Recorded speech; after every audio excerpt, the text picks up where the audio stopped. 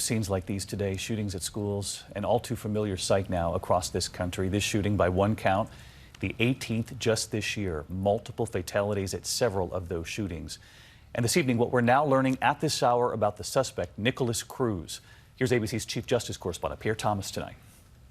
This is the young man seen here in handcuffs wearing combat-style boots, believed to have committed today's massacre. Oh my God! Previously suspended from the school, today returning with deadly intentions. He's 19 years old. He was born in 1998 in September. He was a former student of Douglas High School. He got expelled for disciplinary reasons. I don't know the specifics. Arrested off campus, sources identifying him to ABC News as Nikolas Cruz. ABC News has learned he used an AR-15 assault-style rifle and had considerable ammunition. He had countless magazines, multiple magazines, and at this point, we believe he had one AR-15 rifle. I don't know if he had a second weapon. The school shooting today marks at least the 18th so far this year, and it is also symptomatic of a nation where mass shootings, in which 4 or more people are shot in an incident, have become commonplace. The nation averaging more than 300 mass shootings in the last 3 years. And so let's get to Pierre Thomas with us live tonight from our Washington bureau. And Pierre, we know the ATF and the FBI both on the scene tonight, and now the hard work to really find the motive here.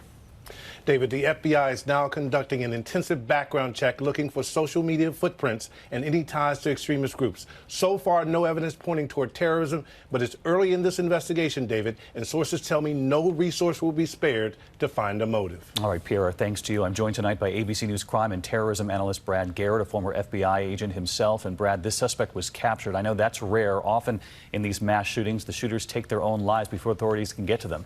That's true. This guy apparently wanted to be famous alive. But think James Holmes, Aurora, Colorado, and the movie theater. He walked out the back door and surrendered.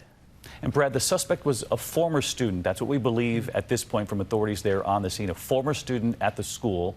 What does that tell us, obviously, about possible links to some of the students still attending class there? Because the school is the issue, David, in his mind. Much like Adam Lanza went back to an elementary school at Sandy Hook. He hadn't been there in years. It's what the school represented in his mind.